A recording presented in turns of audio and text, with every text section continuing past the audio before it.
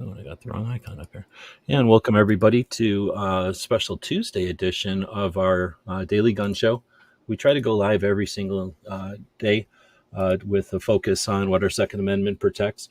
On Mondays, typically, is when we talk about content creation from the point of view of a content creator, either talking about typically is when we talk about content creation and the how-tos, the mechanics, the software, the techniques, and the social media platforms and stuff like that. But we also try to bring on, whenever possible, people who are in the realm of the Second Amendment, activism, awareness, what it protects, people that are intentionally or unintentionally part of the fight. So tonight we have Brooke Cheney from Connecticut, from a Great Start Shooting School. Whenever I bring people on for the first time, I try to give them an hour to talk about why they do what they do and how they do what they do. Most of the people listening to my shows are activists and people that are creating content. So we do these live, and you will have a chance to ask questions if you'd like. We'll address those later on towards the end of the show. But the idea is to give Brooke a chance here to introduce herself, but then just talk about her motivations for why she does what she does and how she accomplishes it, and to let those who are interested ask questions. Now, if you're listening in the future as a podcast, which most people are doing, you're part of this as well. You're just time shifted a little bit. So feel free to ask questions either on the YouTube video or wherever it is you're listening to the podcast. You can ask questions to Brooke directly, I'm sure. We're none of us are so busy that we can't address things as they come up. So feel free to be part of the show from the future. But now I'll shut up, say thanks to Brooke for joining us on a Tuesday to kind of work with your schedule. I'll give you a moment here to kind of do an elevator speech of who you are and where you're at. But then I'm going to ask you the big question, why you do what you do. But again, thanks for joining us. All right. So I think the first thing for people who are just listening need to know that is a puppy that is groaning in the background. That is not my stomach. I had dinner tonight. Oh, you can hear the puppy snoring? I can get rid of a little bit. I can get rid of them. No. I'm like, I don't want people to think like that's my belly or something. So anyway. No, I'm glad you brought that up because, yeah, I do have a little dog snoring right next to me, right next to the microphone. So I'll mute so that you don't hear it. But yeah, that is not Brooke. Well, the puppy is adorable for those of you who haven't seen him on YouTube. So anyway, so those of you who have never heard of me, my name is Brooke Cheney. I am a firearms instructor, and I would definitely say I'm an accidental advocate when it comes to Second Amendment. It was never something that I knew about. When I say never, I just would have to say a decade ago, roughly, I wouldn't have really thought of the Second Amendment for any reason whatsoever. When people ask me to do this elevator peak, what do I say? I don't know. All right, so ready? If I could snap my fingers and make every gun in the world disappear, we would still have violence. And if I could snap my fingers and make violence stop, it wouldn't matter that we have guns. That is my elevator pitch as far as what my goal is as a Second Amendment advocate and violence prevention and suicide prevention advocate. And that would be my elevator pitch as far as I know. What do you think of that? Right on. Well, I apologize because I did ask you kind of an open-ended question there, and you have a lot of hats, so you get probably that kind of a question from a lot of different angles. So as far as like you answered it as far as your position, but I guess again for anybody who isn't aware, but I'm assuming everybody that's listening to this knows who you are. Brooke is a firearms instructor in Connecticut. And you've been doing that for quite a while, and you're a competitive shooter, and you're a member of many rights organizations that are petitioned for advocacy and action. So both getting things done, like going to testimonials and being there to support each other for talking to Congress people, representatives, bringing the position of gun owners to the representatives. And you've been doing that for a while. And then being in a role of helping organize and lead those organizations, or at least, working beyond just showing up with many organizations. So again, I don't want to try to summarize it too much here. It's good because I forget, honestly, sometimes. So there is that. And that can happen because we're all linear, right? We're all dealing with time and we have all other things on our plates.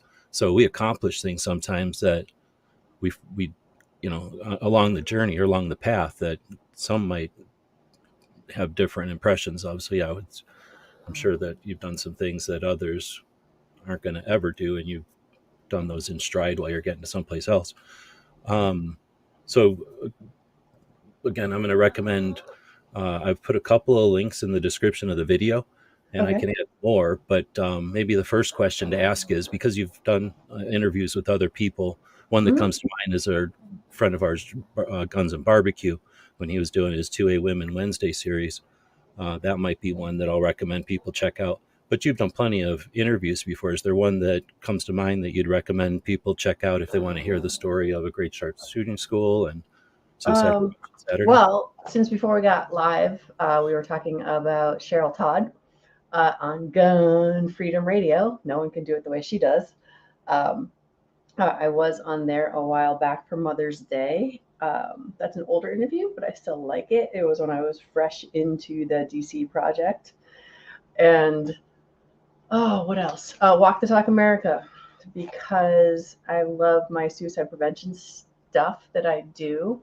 That was probably one of my favorite interviews as far as something that's gun stuff, but it's also mental health related. And so we talked about a lot of stuff. And if you ever if you ever happen to run into Jake Wickerstein from Walk the Talk America, just ask him how the penguins in Antarctica are doing. And he will know that you listen to this podcast only because it's a joke. Because when I met Mike via online, which is really weird how tiny the gun community actually is, um, he told Jake had actually said that he was in Antarctica doing research, and I didn't know any better, and so I thought that was real, but he really wasn't in Antarctica. But we still joke as if it were real. So that was a fun one. So Walk the Talk America. It's episode before 100. It's like episode 60 something, I think. So those are the ones that come to mind. Like you said, I've had a lot of them. I have found that when you Google Brooke Cheney Harwington, or at least when I Google Brooke Cheney Harwington, a lot of things come up. Like my first, no, it wasn't an interview, but my first speech at a rally here in Hartford right after Sandy Hook. So there's lots of stuff out there, surprisingly so. And like we were just talking about, sometimes it's easy to forget what has happened because it is linear. And some of it feels like it was forever ago, and some of it feels like it was just yesterday. So that's what I come to mind with. Yeah, something along those lines.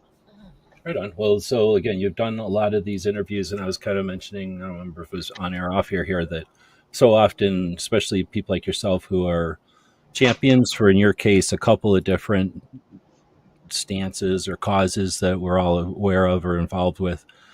But then, there's a lot of reaction stuff. So if maybe some laws happen in Connecticut or whatever, then you're brought on as sort of like an expert witness or an expert in the field. You just get a chance to give us like an elevator speech, and then that's what this whole show is about, is to give you a chance to talk about the whys. But to get kind of into it, before we get into that, I guess, how do you deal with and maybe this is a question for later on, maybe I should ask it later, feel free to pause it and answer Okay. it later. But and I can only imagine, and I don't know if this is even an appropriate question now that I'm thinking about it, but you often get brought on to talk about suicide awareness, suicide prevention, mental health awareness, and either in reaction, I can only imagine, either in reaction to something or maybe, well, I'm assuming it's probably in reaction to something, because nobody really very few people, I'm assuming, come up with the idea of like, on a regular basis, let's bring this up and let's have Brooke on regularly. So instead, it's probably more like, oh, we got it in our schedule to talk about suicide awareness, so let's bring Brooke on as the expert witness in this field. Is that an issue, or is that something like, I don't know, like somebody who's a I don't know, snake expert, and they only ever get to talk about snakes or something? I mean, with Yeah. this particular issue and stuff, does it ever become an issue where that's okay? No, I mean, Talk it's about kind of, that. yeah, it's kind of challenging in that I do get the phone calls. I get the phone calls of my neighbor just committed suicide. What do I do? or a friend of the family just committed suicide. What do I do? Um, I also get the stories of how people commit suicide, which the most horrendous one, speaking of inappropriate, this also may be inappropriate for YouTube, but it's one of these things where a veteran took a gallon of gas, and that is how he ignited himself into oblivion. And for the most part, it's for support. Like here in Connecticut, here in New England, I would say yes, people know that I do suicide prevention because I work a lot with Aiming for Zero, which is a subdivision, I guess, of, oh my gosh, Heroes, what the heck, activeheroes.org. And so I've done a lot of work there. And like we're just talking about, the gun community is actually small, and the competition gun community is even smaller. And so the competition community is definitely how people like Sarah Joy Albrecht from, wow, my brain just went blank. What is the name of her thing? Hold my guns. Thank you. Oh my gosh. Sarah, don't listen to this. Yeah, Hold My Guns. Sorry. She and I have hooked up because it's funny because people are like, oh, you should talk to Sarah from Hold My Guns. And I'm like, yes, we have often about one thing or another. And so I get the calls. I do. I get the calls of, or I have someone who's suicidal and they're telling me they're suicidal. What do I do? So I do get those phone calls, not so much for interviews or things along those lines. As a matter of fact, one of the things that was very upsetting last legislative session was we're watching the painful um, debates on the current gun law, which we know is the governor's bill, or 6667, here in Connecticut for the legislative session 2023. And one of the senators had the audacity to suggest that we talk about mental health, but he says he never sees us during the mental health hearings. And it made me mad because he was right. And we only have so much bandwidth. There's nothing that says we can't fight more than one cause at a time, but it's very challenging to fight more than one cause at a time. For example, today in Massachusetts, they have a ridiculous amount of bills that came up for debate today. Like they literally have like 50 or 75. It's a long list. I happen to, NSSF sent out a email today that said, hey, this is what's happening in Massachusetts. It's absolutely insane. And so we have a hard enough time keeping up with one type of bill, which is the gun bills, generally the anti-gun bills. And they're like, oh, well, you don't talk about mental health stuff. You guys don't show up for that stuff. And it's like, yeah, we're all hardworking. We have jobs.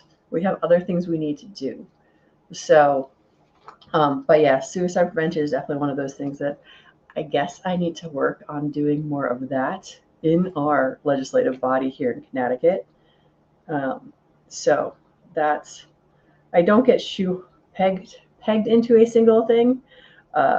Suicide prevention is one of the things I talk about. People also Second Amendment advocacy, but violence prevention in general, if anything, within those realms, I also tend to be the stats girl because since 2013, I have been studying the FBI statistics when it comes to suicides, as well as violence, as well as just how violence can actually be prevented. So the suicide stuff actually turns into violence prevention, which I think is interesting, and yet nobody talks about it. So there's a little bit of that. Yeah, that's got to be a challenge. In my perspective, the situation there, the reason I guess for that, it would be the failed policy that creates the mitigating circumstances for the issues, the violence, the suicide, the negative consequences of failed policy, or else failed policy creates situations that result in, downstream, whatever the words are. Yeah, I mean, part of the challenge is Talk it's not. about that because either they're responsible or it's just greater than they can do, and it's such a scapegoat, I guess, such an easy out to say, hey, we all hate guns anyway, and gun owners aren't that big a deal, so it's the guns' fault. Let's get rid of guns. That'll solve everything. Yeah, well, I've definitely talked to enough people to know that the people who hate guns often don't trust themselves. In that, I talk with all walks, people from all walks of life. Um, and the people that I've talked to that are very anti gun often say to me, Brooke, I know you. I trust you. I think it's fine that you have a gun, but there's other people I don't want to have a gun, like myself, for example. And I've had people give me examples of they're not sure that they could be responsible in owning a firearm because they are not sure that they wouldn't do something rash with it.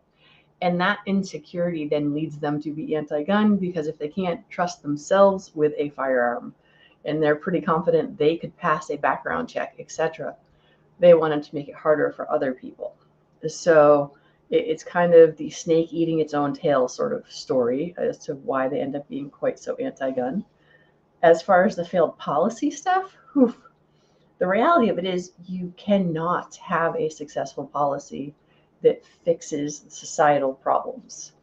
And until we start really talking about the fact that without church, without society, without people being segmented by the internet and by the news and all of those things, we can't have a community. And if we don't have community, we're not going to value life. If we're not going to value life, then that's why people can do the things that they're doing because they look at other people as things versus fellow human beings, regardless of what group they happen to be in, because we've just gotten segmented out into tiny, tiny little, um, what are they, groups? Like here, I don't know. Some people like 9 millimeter, Yeah, and well, other, some people choose to be in a group. I can't help it. That it's legal. They're allowed to choose to be in that group. and yeah, if this is your first time ever listening to one of these, just know that Gun Websites does not like 9 millimeter. His preferred caliber is 45. Actually, no, I don't. Since we're chatting about it, I Mm-hmm. just have been around for a while doing these live conversations. Specifically, I mean, there was debates my whole life. Just as young kids, there's always been a debate like I like this brand versus that brand, or Mm-hmm. I like this gauge versus that gauge, and but not just the nature of people who have different preferences or whatever. Then we Mm-hmm. get to the internet, and I started on the internet in the 90s. So when the internet started to get faster and more people started to join the internet, and I've been living here, so I was happy to see people catch up. So I've always not necessarily been on the cutting edge, but I've explored the different ways to communicate, the different chat rooms and forums, and all the different stuff that existed before YouTube. So there's been plenty of this same conversation. It's just a natural conversation amongst people who have different, preferences and Oh yeah. capitalists who have different property. But when it gets to the internet, somewhere around 2015, with abbreviating the story a little bit, I'd been on the internet on YouTube specifically now for a long time, since the beginning, let's say. And in 2015, there'd been a bit of apathy after Obama's 23 executive actions, and you're more familiar with this than almost anybody because of what happened in Connecticut in the end of 2012. Obama took that as an opportunity to do some unprecedented actions. Since 1994, the federal government hadn't even touched guns really until Obama got up and said, since the Congress won't do it, I'm going to do unprecedented executive actions. And everyone didn't know what to do. But the year of 2013 was insane as far as gun community. It was the beginning of the YouTube. All the people from video games came over and started to manage all the YouTube channels. So all the YouTube channels became professional and like went from hobbyist to professional overnight. And at the same time, the industry got a massive boost. It was the first time the industry had been challenged, or our gun rights had been challenged since 1994, and everyone didn't know how to react. And a bunch of people who remembered 1994 did what they did in 1994, which was start to kind of grassroots mobilize, do stuff, and Obama's executive actions tended to not have much effect. But it was interesting to see the potential of what the internet had to do. And then in 2014, it started to show the apathy. And by 2015, I went to gun rights policy, got all amped up, and went, okay. I became media guy for Arizona Citizens Defense League. And when I first said I'll do that for free, I would volunteer to do that, I expected, to be handed over the reins and something and help a state level organization that had done stuff like constitutional carry here in Arizona, and start really being an activist. And when I looked around, it was all, hey, I don't like the grip angle and I'm going to buy my new whatever with, the optics plate, and I don't like the trigger on this. And I'm Yeah. like, we've got the potential to talk to each other across state lines, to Yeah. mobilize so that people in Connecticut, we have family in Connecticut, we've got businesses in Connecticut, we buy things from in Connecticut. Like, we all have influence with Connecticut. And guess what? If Connecticut started getting calls from all 50 states, they'd understand that you don't mess with our gun rights, right? Yeah. Or I gun mean, owners. the challenge is it's so hard because, Well, I'm just saying, but in yeah, 2015, I saw that this apathy and our potential of what we had on the internet was being exploited by people that wanted to sell a new grip angle or a new plastic thing or a new imported thing. And whenever there's interest and fear about the guns, there's going to be people that are going to buy stuff, and there's going to be people that are going to satisfy that with sales. And that's where I was getting frustrated and more frustrated. And for maybe a period of like 2 or 3 years, I would try to change conversations. Hey, let's not have a conversation about this today. Let's talk about the, whatever's the challenge was at the time. Maybe yeah, barrels being banned or some type of ammunition being not imported. They were nibbling away. And yeah. by raging against 9mm, that was my sort of way of saying, this is a silly discussion to be having when we have our rights at stake. And we could Right. be mobilizing and becoming a community that doesn't get messed with, not out of fear, but out of respect, because we have this common thing that we all uh, give such reverence to, that they're not going to be able to take this from us if we all stand together. But instead of doing that, we all stood around shopping, Well, bickering about what we're shopping for, which is, we're free to do it, but that's where my frustration comes from. So that's my way of just saying, hey, we could be talking about something more important, but we're talking about calibers. right. Again, is what I should say. Everyone's allowed to talk about it when they're new, but the people that exploit the conversations and have them every year, every 6 months, nah, we don't Yeah. need to do that. We can evolve from that. But this Okay. isn't about me. I just wanted to take seconds. We've never had a chance to really, I don't really care about 9mm one way or the other. Oh yeah, no, I mean it's just one of the things that comes up in chat from time to time, and it's Oh, for that sure. whole And it's thing. just become one of those things. And now I'm sure people don't have any idea of those conversations because the people have transitioned through like the whole waves of people since all those conversations happened in 2018. Yeah. Well, I mean the Okay, same so conversations happen over and over again. It's one of the reasons we don't get anywhere. so cyclic. Yeah, it's so frustrating when you're standing here watching. Imagine being the person at the gun show, and the gun show to you, the person who's visiting the gun show, every table's different. The person who's sitting at the table at the gun show, all they're watching is people walk by. 1 out of 200 stop and look at something, but they're just watching people walk by. So it's sort of like that when you're in the gun community watching people. Well, you've probably seen it. Maybe that's a question to ask. It's going off in a tangent here, but it kind of gets frustrating after a while when you see people. Oh, I'm interested in guns. Okay, now I'm interested in motorcycles. Now I'm interested in guitars. Now I'm interested in computers. Now Yeah, I'm interested but in cars. that's the human condition, though. Oh yeah, yeah. That's not And it's anything just the new. idea of sitting at the table at the gun show. Not everybody's going to be interested all the time, and it takes a while to get used to that. Yeah.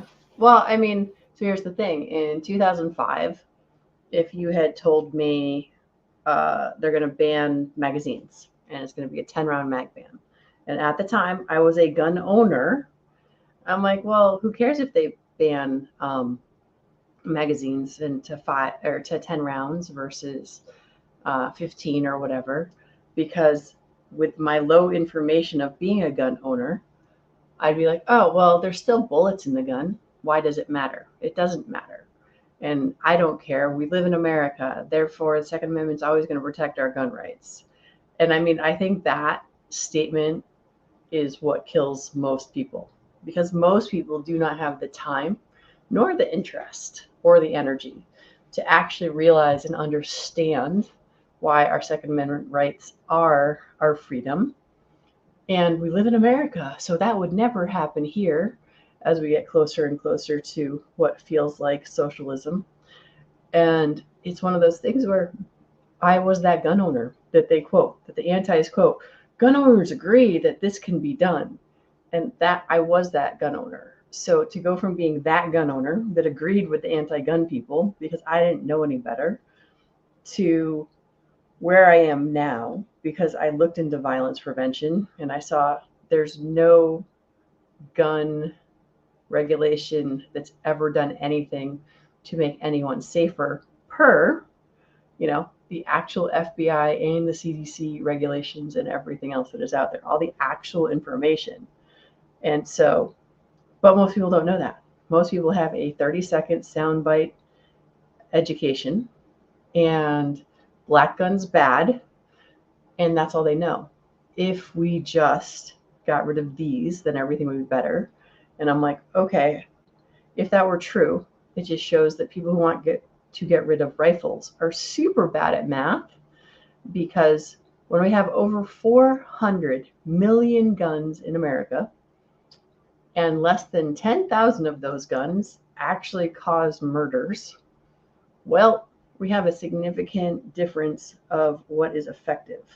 And violence prevention is way more effective than trying to say, oh, well, if we just take care of the rifles, because the rifles generally account for less than 300 of those deaths, of those 10,000.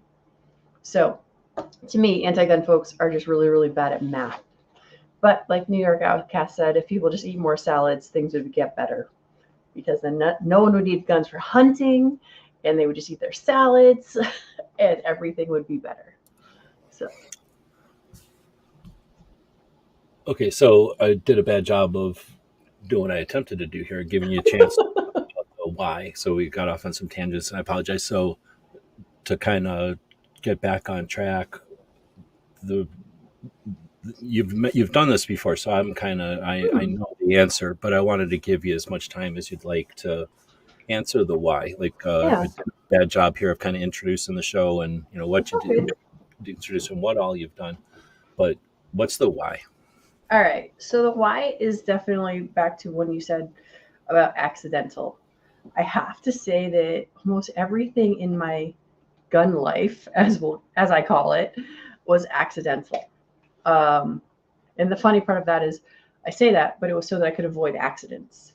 So when I was that gun owner, I got my permit back in 1991, and the only reason I got it was because my boyfriend at the time had guns. He's now my husband. And I didn't want to be caught in a car with a firearm if I didn't have a permit. So I didn't even get my permit because I wanted to go shooting. I just wanted to cover my butt. No intention in really getting into shooting. So 91 to 2005, we had guns in the house. And what did I know? I knew don't touch, because my husband handled the guns. I didn't have to handle the guns. And that was me until 2005. 2006, we had our first kid. 2007, we had our second kid. And now the realization occurs to me that I have guns in the closet. And I I really have monsters in the closet, because at that point in time, the only statistics I'd ever heard was how people with firearms in their homes are more likely to have accidents than those without, which is a valid point. Just like people who have bicycles in their homes are more likely to have bicycle accidents than those who do not have bicycles in their home. Or And stairs or pool, right? yes, unfortunately, most people don't break that down and don't realize why some statistics are just stupid. Because, of course, if you have a gun in the home, you're more likely to have an accident with it. Just like if you have a bicycle in your home, you're more likely to have an accident with a bicycle. So, 2007, I have this realization there are monsters in my closet, and my goal is solely to understand how to unload a firearm. That's it. I need to understand how to work a firearm safely, that I can unload it and verify that it is empty. And that was the beginning of my journey, at which point I then went to the range. My husband would pack up my range bag, send me the range. The guys at the range would catch me, unpack me, and help me not shoot myself, which was my number one goal at that point in time. And from there, I used to go to this Tuesday night Bullseye League, which on one Tuesday night we'd have Bullseye. The next Tuesday night we would have Silhouettes, and that was fun. And I sucked at it, but I didn't cause any harm to myself or others. It was not until 2010 that I finally was able to pack my own range bag. And I felt so amazing. Like, I remember that moment of, oh, I know what parts go with this one, and this is the right caliber of ammo that I need to put in the bag to bring with me, and I can get myself to the range all by myself. I don't know how many of you are listening, but the math is 2008, 9, and 10. It took me 3 years to learn how to handle my firearm all by myself. Okay, So, so I mean, can I yeah, interrupt? Is that yeah, yeah. like a confidence thing or an experience thing? Like it just took a minute to figure it out, or just to get the confidence to feel I, comfortable doing it? combo. It was the combination of, because my husband and my dad, prior to my husband, my dad had guns in the house too, but again, it was don't touch because I didn't know how. Here, let me do that for you, and then Yeah, here's exactly. your And badge. and Put I you at was, the range, right? yeah, I was told it's like, go to the range. They hand you a gun, you pull the trigger. If you had asked me if I was a shooter, I would say, oh yeah, I shoot. I had no idea how much information I did not have because I didn't know how to empty the gun, whether it's a revolver or semi-automatic. I didn't know any of the safety stuff. I knew how to point the gun and pull the trigger, and I'd done that. So at that point in my brain, I'm like, oh yeah, I'm a shooter. I've been to the range. And let's see. And the only reason I know it's 2010 is because we moved into our house here in Harwington. But prior to that, I'd even already been on a bullseye team, and it was the guys like, "Hey, do you want to join our bullseye team?" I'm like, "I suck. Why would you want me on your team?" "Oh, we just think it'd be cool to have an all girls team." So I was very blessed that I got into competition, knowing that it was okay that I sucked. And so this is the thing I try to talk people into when I'm instructing them. Like, getting into competition is awesome because nobody cares how you do. You're the only one who cares. But so I'm just saying, it was a long time and a short time that took me to have some kind of clue about firearms. And 2011 was the first time someone asked me to testify, and it was on a 10-round mag ban. And I did my research and I looked at it because our sister state here, Massachusetts, had a 10-round mag ban for over a decade. And again, I go back to the FBI stats. I look at FBI stats versus nationwide stats, and they were still the same average violence level, even with other states that didn't have a 10-round mag ban. So to me, it showed that it didn't really make a difference. And by that time, I learned enough to understand, oh, wait a second. My Smith & Wesson MP Pro happens to come with a 17-round mag. I did not go and upgrade that thing. It is a standard capacity magazine. And then, so understanding that, I don't know, how that a 10-round mag ban is an actual gun ban. So, like, that was my first sort of aha moment as to why I went to the Capitol and said, hey, I'm a mom. I want to keep my kids safe. I want to keep me safe. A 10-round mag ban does not do that. And so that was 2011, the first time I testified. And from there, between competition and just going and testifying over and over and over again and doing more and more research and realizing, I would say 2013, 2014 is when I kind of really got to the point of, oh, wait a second, the Second Amendment is the linchpin to our freedom. So everybody's going to find their way, A, on a different path, B, in a different timeline. And so unfortunately, we never know how to help someone along their path because there's so many different paths to this. And as you know, working with DC Project, the different styles of women that are part of DC Project is just amazing and wonderful. A Girl and a Gun is another wonderful thing that it was so amazing to go to their first conference out in Texas. First time I ever got to fly a helicopter was to shoot out of the side of it. So there's just been so many fun, exciting things that happened to me because of firearms. And I think of all of the things, probably the best thing ever, in my opinion, is just becoming a better American and understanding the importance of our freedom. Right on. So just that last part, I guess I've made some notes. I didn't interrupt too much there. But on that last part,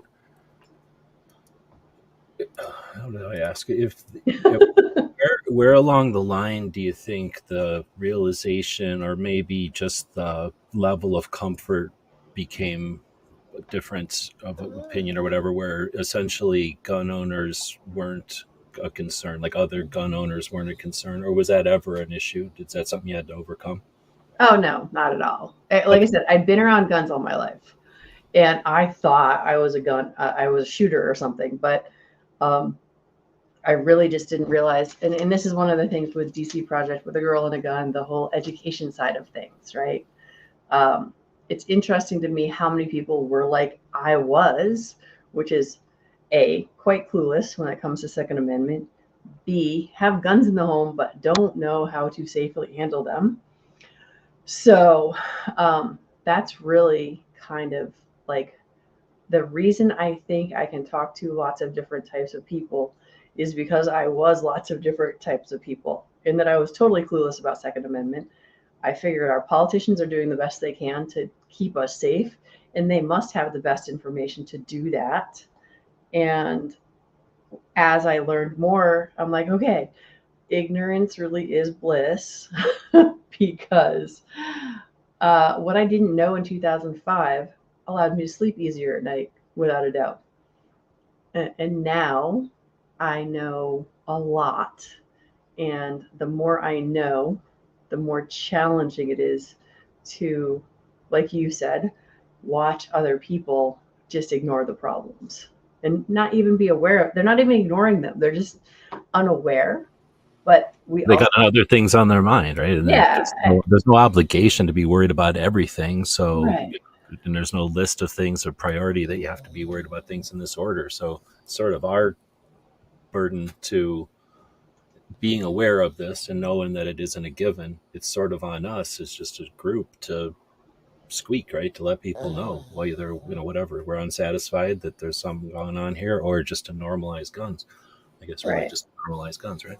Well, I mean, it's just the education part. I mean, to me, it's like math is the answer to every question.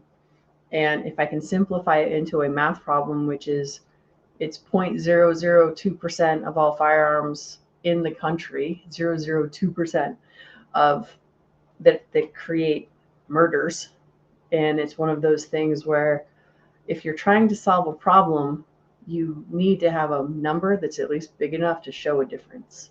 Because one of the things that I learned was Clinton's rifle ban. During those 10 years, rifle crime actually went up, not down. But because it was so insignificant prior to the ban, the studies actually showed that they can't even tell you it went up because the differential is so tiny. It just didn't even matter. So, again, Yeah, I it's like like the math. number 8 to 9 or something, right? It's like the number 8 to 9. It's like almost it's hard to even interpret that it's a Yeah, change. You can't say what, and even if there was a determined cause, it was so insignificant. Then who cares about that influence because it didn't hardly change anything. right. And for the geeks that are out there, it's like the differential being less than 0.1 or 0.2% up or down could just be error in collecting the data. And that's why it's like, well, when it's so tiny, you can't tell the difference because did it really make a change or do we just collect the data indifferently?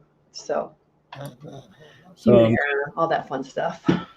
just to go back to one of my questions I asked here, when you talked about getting that first basic instruction on just unloading the handgun, Yeah. was that something that was difficult to uh, determine where to go or take the first step, or was that a no brainer, or was that a challenge? Oh my gosh. No, one of the biggest reasons I opened a great start shooting school is because finding basic training seemed near impossible. Like, even with the mighty Google, it was, I would search, I would find something that said, basic training. All you need to know is blah, blah, blah, blah, blah, blah, blah. And I had no idea what the blah, blah, blah stuff was. And so I needed a place where I could actually have someone walk me through stuff. And like I said, what it was is we had started to try to get into a gun club. And the whole, I mean, the gun clubs around here, at least, you need to know somebody in order to get in. You need to get sponsored. Because And there's like standing room only, or just no, they just want to make because, sure they don't get anybody weird in there. yeah, I'm going to go with the weird part. So it's like I've been going to the public stuff, but it's just so, it was just people at the range teaching me. When I tried to look for formal training, that was where I'm like, oh, I don't even understand what they're telling me they're going to teach me. So finding real training was super, super hard. I was very lucky that I found Babes with Bullets, which sadly is no longer, but it was the first time I left my children was to go to training in Arizona with the likes of Kay Micklick and a bunch of other world champion female So shooters. did you do that in Tucson at 3 points? We did it in Arizona, and I'm not really good at details. So, So they were based out of Tucson. I did their okay, website for a number of years. And what yeah. year? What So, year would have this been? I was with Deb, and oh my goodness.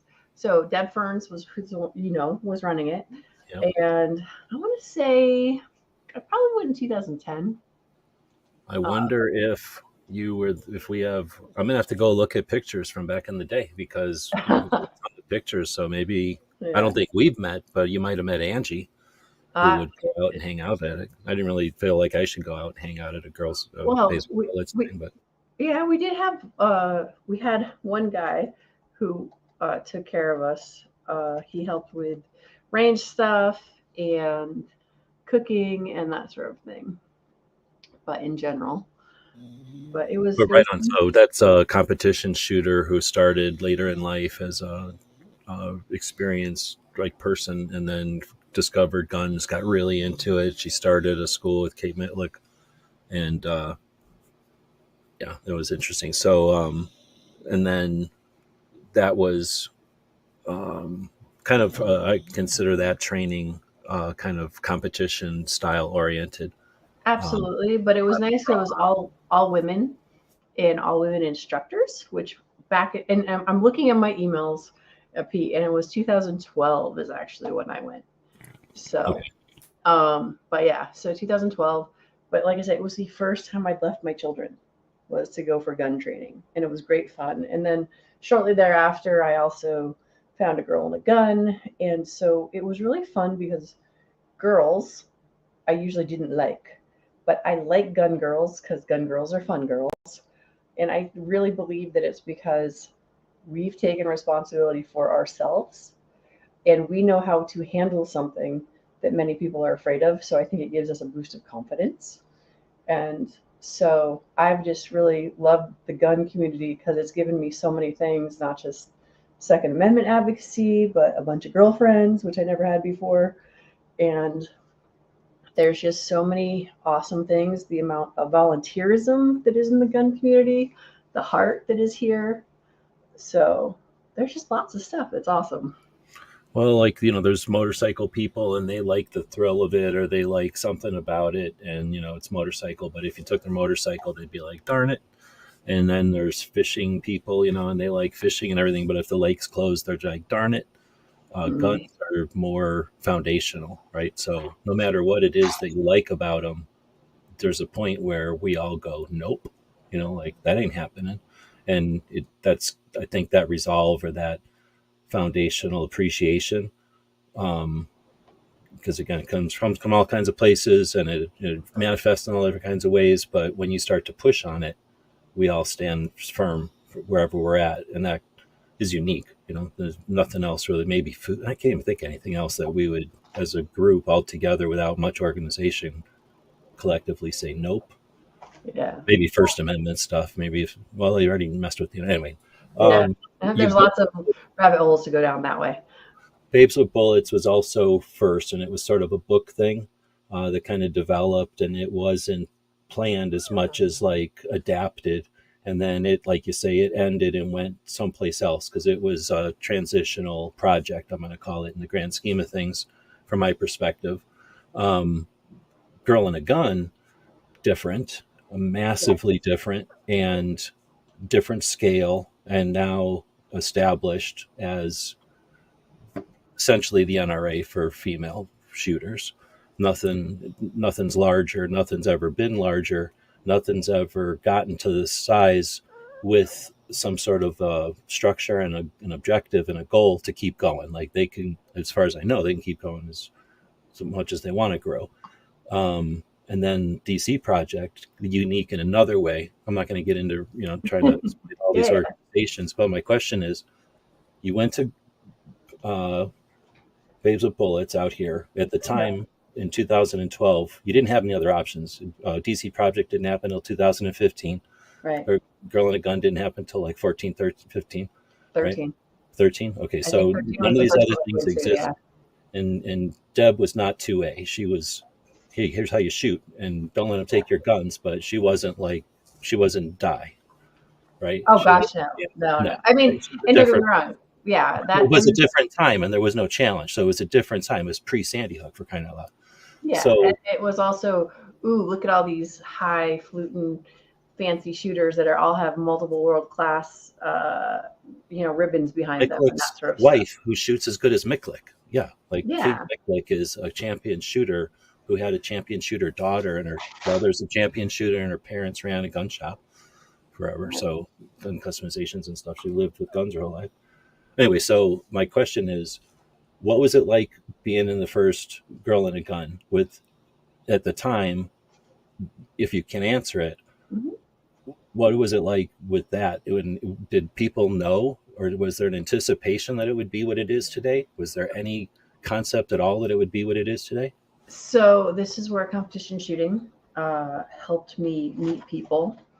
And I actually met Juliana Crowder, who's the founder of A Girl in a Gun here in Connecticut. Actually, officially met her in Springfield at IDPA Indoor Nationals.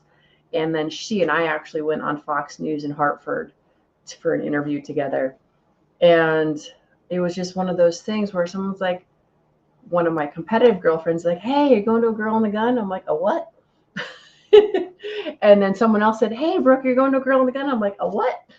And when I finally went, it was a lot of fun. And it was where I met Kitty Richards, Kathy Jackson, Annette Evans. And I mean, I knew some of them through competition, but like someone like Kathy Jackson, I had read her book, The Cornered Cat, but to meet her live and in person and hang out in a hotel room with her and be chatty with her was just very cool. And Juliana was, new. This was their first national conference. And there was a tornado and took down one of the tents. And there was a whole bunch of stuff where it's like each year they successfully got better and better every year. And I believe that from the inception, it was like, we just want to have a place where women can go and they can learn about handling firearms safely. And so, like you said, that's definitely more along the NRA lines of things, where we're just looking for education, and we want instructors to lead the chapters so that we can have safe instruction for women. I don't know what Juliana's initial plan was for it, but goodness gracious, it's gotten bigger and bigger every single year. And now Robin is doing a spectacular job of running things. And it just, I mean, oh my gosh, the stuff that they offer now, I can't imagine that Juliana had any idea it would turn into this. So to answer your question of, did they have any idea? I'm going to go like, nope, I don't think so. They just want to have somewhere that was safe and fun for women to go. Did you get an impression that first time that from the level of competence that, or maybe ambition or whatever, that it was going to go somewhere? Or Oh, well, I remember that accidental advocacy. I'm an accidental gun girl. I'm an accidental competitor. I don't really look that far ahead. It was like, wow, I'm really excited to be here for the first one. And I was excited to be there for the second one and the third one. And I think I went 3 or 4 years in a row. And then it became a little bit. And it was traveling at first, right? Or was it always in Oh, Texas? so initially it was Texas. They didn't start going to Colorado until 3, 4 years ago, I think. Because I haven't been in 3 or 4 years. So Oh, I thought it wandered. I thought it's only been in two places then. Yeah, because we Okay. have national chapters all over America, but conferences was in Texas the entire time. They had changed ranges a couple times, because like the first one was Waco. Um, the first two I think were Waco, and then, but again, details are not my strong point. So, but they haven't moved a ton. I know they go to some big one. I haven't been to the one out in Colorado yet. Yeah, So that sounds epic though, from just afar watching it.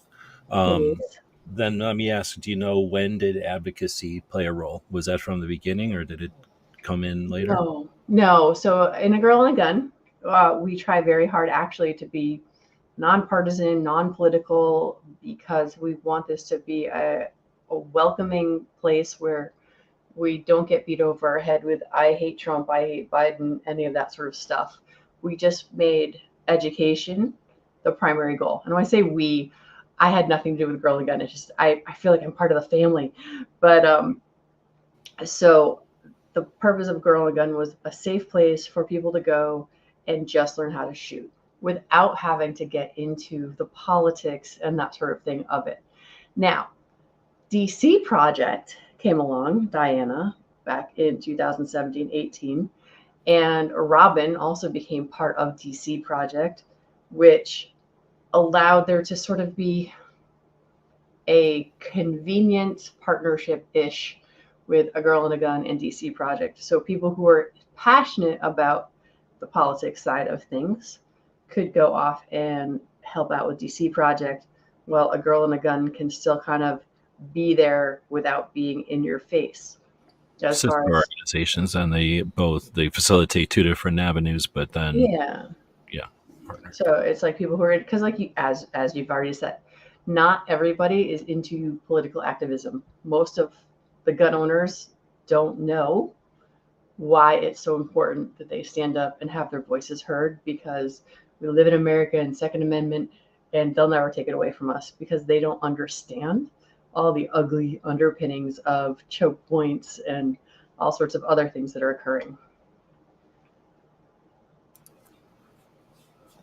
So I've done a poor job of time management, way too much stuff, but or gone on too many tangents. But is there any other of the whys that unmentioned or that untapped yet that we? Um, I think the important thing, the why, my goal is simply to make the world a less violent place. And because my desire is to have the world be a less violent place, that gave me a reason to pay more attention to what actually prevents violence, which gave me the reasons to actually take the time to actually research stuff and look into it. Now, as far as advocacy, anyone can be an advocate as long as they have a reason to be an advocate. And they have to have that passion behind them. Not everyone's going to be an advocate simply because they own a gun. And I know that. Why? Oh, because I was a gun owner for a really long time. I was not an advocate. And the people who are anti gun advocates are generally fueled by fear and anger. And those who want to protect our Second Amendment rights, we are often fueled by, honestly, the love of our country and how important and amazing America is. So, to find the common ground is the biggest challenge. And when we are looking at our own whys, they're all going to be slightly different. But just know that your why will help keep you going. I hope that helps, Pete. Right on. So then the second big question I like to ask, and depending on the person, this can be elaborated on or concise, I guess. But how do you do it? How do you manage the various hats you've worn or you wear, and then all the roles you play? Oh my goodness. Yeah. So sometimes very well, other times not really well. I will say that preparing for testimony can be absolutely positively heart wrenching and horrible and bring you to tears kind of stuff. and then your, what's it called? Your insecurities kick in. Am I saying this right? Are they going to hear the correct message? How are they going to tear this apart? And then you have to actually go up in front of a whole bunch of people and you're on camera and your knees are shaking and you're sweating and you're hoping no one notices and you can barely breathe and you get through it anyway. And so these are the things that people look at folks like me who've done this more than once and they think, oh, that doesn't happen every time. I'm like, yeah, it kind of does. I mean, the only thing that's gotten easier is that I have more data points to pull from because I've been doing this for a long time. And every time I try to change my message, because it just gets, I just want to figure out. And one of the things I learned in Mary Kay, back in the 1970s in my grandma's living room, when she was doing Amway, they said, each one reach one. And I just try to remind myself that I may not be able to change the politicians' minds, but maybe someone in that room will hear something new that will help them. So as far as balancing it all, I don't think that I do. My family will not see me for days or weeks or a week at a time because I'm off doing something like DC project or um, just at the Capitol building for tons and not sleeping and that sort of stuff. So outwardly, it looks like I'm balancing them, but no, not always. I'm trying to get better. I've stepped back from a lot of the volunteer stuff that I do. I'm no longer RTC chair. I am not the DC project director any longer, and things like that. So sometimes it's balanced, other times it's not. The challenge with it is like everything else. We have seasons in our lives, and it's just realizing that this too shall pass, but you need to make sure that you do take a break from time to time. So the truth is, no, I don't think anyone balances these things all that well. It just looks that way from the outside, as far as I can tell. I know that you've got a fairly decent grasp on the tech and the potential. Is the technical part a massive challenge, or is it like just a frustrating challenge, or is it a What do you mean by the tech? just the changing? We always have to keep up these days with what platforms to be effective on and the systems to use, like Champion or figuring out StreamYard, for example, and Right. taking your show to live. Um, Well, luckily I have friends like you that help me. I mean, because you were barbecue, were the one who invited me to StreamYard. We got DJ out there in the chat. We've got he's someone who helps me with the tech. Uh, I am not spectacular. Thank you, DJ. Uh, I am not spectacular with the tech. I know that I should do more than I do. And one of the things I've learned from working with Tony Robbins is that we should all over ourselves on a regular basis. So I try not to say I should do more. So, I but think yeah, that's a big part, right? Like you mentioned in the answer to balance, handing the baton uh, off as far as the DC project or the Women for Gun Rights uh, state director, right? And that's not everyone has to do everything forever. You were there to do that role for a while, and when you hand that off, that allows you to do either other things or let your arm rest for a minute. yeah. Well, I was trying to work on my business and get my business up and running better because, like everybody, it's always good to make money. So, and as we know, being a Second Amendment advocate doesn't generally pay, but it's something that fills your heart. So, Well, it can though. That's what I want to yeah, make a extra point that it can. If you do the sky is falling stuff, it's pretty easy to keep a consistent paycheck coming in. There's ways to exploit the what are they called, the not the comment times, but the fear response. testimonials, those 10-hour testimonials. There's people that while you're going live and, well, actually, while you're at the building, right, either setting there or setting in like CCDL, your Connecticut Citizens Defense League, Yeah, for different testimonials that you've had to challenge infringements on your laws at the state level, they've set up like a room that had a feed so that people who were interested in doing remote testimony could show up and be gathered together to kind of become, help each other out, to wait while you didn't know, the random amount of time for hours that you got to wait to be there for testimonials, right? So that was kind of um, It builds character. It also lets you find out where the closest coffee shop is. But yeah, no, it definitely, I mean, Sandy Hook was absolutely the worst, as far as we were literally there for like 15, 20 hours a day for multiple times. As far as that day, we did, or that year, we did 3 days in a row, because there was mental health, gun stuff, and school security were the 3 days that we all were there testifying. And that's pretty emotional and brutal, but build your battle scars. And like you said, I mean, sort of a little bit because of Sandy Hook, I think Connecticut can help a lot of places. Like CCDL was all of 63 people in 2013, and now it's like 6,300 or 1,000 or something. It's some crazy number. But all right, so do we want to answer Mike's question? Sure, Mike. I've been asking people that are joining us live. We're getting to the end of that. Well, we're actually past the end of the hour. So again, thanks to Brooke for joining us tonight. But if you've got any questions, throw them in here. Now's the time. But Mike asked, where do you see the Second Amendment community? I don't know, the Second Amendment fight movement. He just says C2A in 10 years from now. So the reality of it is TikTok. The next 11 months is what matters in my eyes. If we get 4 more years of the current bodies of government that we have, I don't know how much longer we'll have a Second Amendment, quite honestly.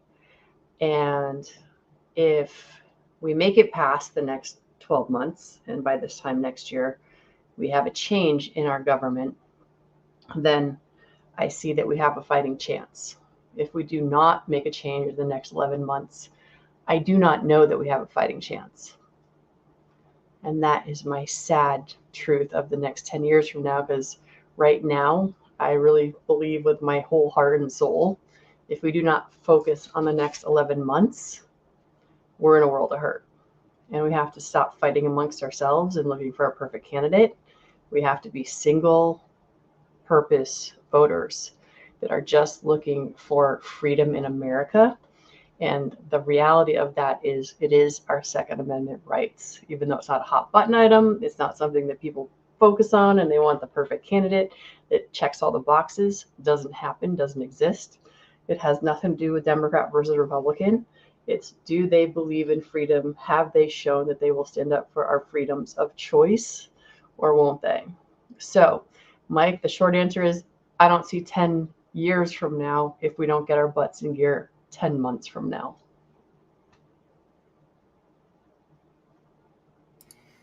Right on. I'm going to say thanks again for joining me tonight and for being willing to be flexible with the days this week so we could kind of keep on our schedule with the podcast. We had Alex Uli on last week. I don't know if you're familiar with him. He's often on with Paul Lathrop. Yep. Alex and I have been on stuff together as okay, well. Right on.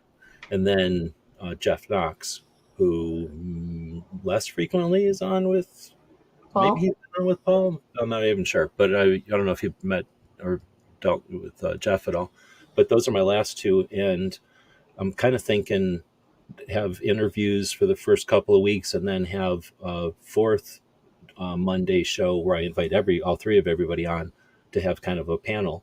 If you're interested, I'll invite everybody back next Monday, and if you've got the time, join in, and we'll just have a conversation. Jeff is running for NRA.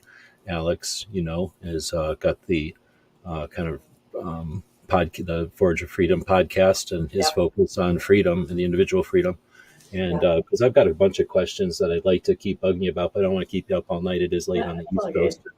But, just pick a time for next Monday, and I'll let you know. I'm looking. It looks my calendar's pretty good in the afternoon and evening, so whatever works for the other folks. We'll probably work it around your schedule then, and that's awesome. So again, I want to give you a chance here to let us know anything you might want, the typical end of the podcast type of wrap up, however you want to. All right. So my favorite thing is every Saturday night, 9 p.m. Eastern, I do YouTube and Facebook a Suicide Prevention Saturday. I try to keep it nice and short because I really don't have a long attention span, where we talk about mental health and the importance of gun owners to be educated around mental health, because 2 out of every 3 gun deaths are suicides. So when people come want to beat you over the head saying how many children have to die before you give up your guns, you can say, and what have you done for mental health lately? Because that's 2/3 of the problem.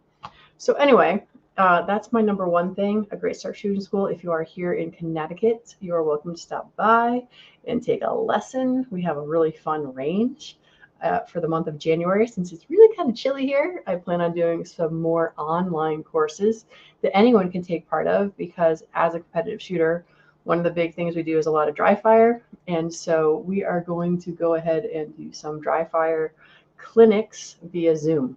So anyone from anywhere can pop in. So there's my commercial for this evening. Right on. Well, thanks again for your consistent focus on normalizing mental health and awareness, and like what you said, focus on the real causes that the antis are using against us all the time. And we'll chat with you on Saturday on the tech side. And thanks everybody for joining us. And definitely check out a Great Start Shooting School's YouTube channel and the website.